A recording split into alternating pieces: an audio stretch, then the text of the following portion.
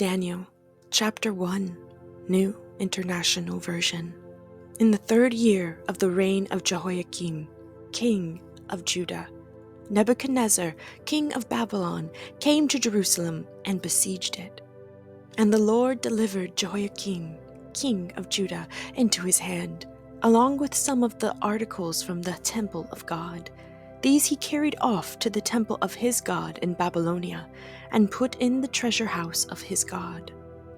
Then the king ordered Ashpenaz, chief of his court officials, to bring into the king's service some of the Israelites from the royal family and the nobility, young men without any physical defect, handsome, showing aptitude for every kind of learning, well-informed, quick to understand, and qualified to serve in the king's palace. He was to teach them the language and literature of the Babylonians. The king assigned them a daily amount of food and wine from the king's table.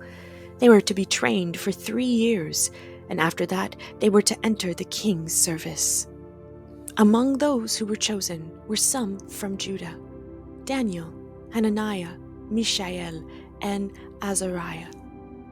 The chief official gave them new names. To Daniel, the name Belteshazzar; to Hananiah, Shadrach; to Mishael, Meshach; and to Azariah, Abednego. But Daniel resolved not to defile himself with the royal food and wine, and he asked the chief official for permission not to defile himself this way. Now God had caused the official to show favor and compassion to Daniel. But the official told Daniel, "I am afraid of my lord the king, who has assigned your food and drink. Why should he see you looking worse than the other young men your age? The king would then have my head because of you." Daniel then said to the guard, whom the chief official had appointed over Daniel, Hananiah, Mishael, and Azariah, "Please, test your servants for 10 days. Give us nothing but vegetables to eat and water to drink. Then compare our appearance with that of the young men who eat the royal food, and treat your servants in accordance with what you see."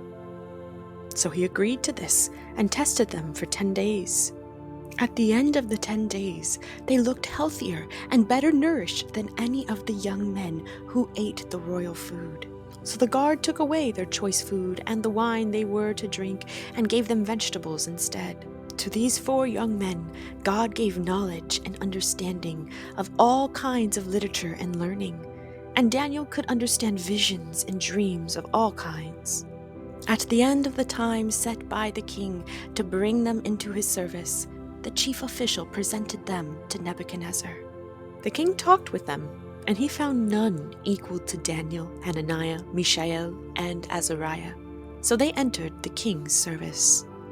In every matter of wisdom and understanding about which the king questioned them, he found them 10 times better than all the magicians and enchanters in his whole kingdom.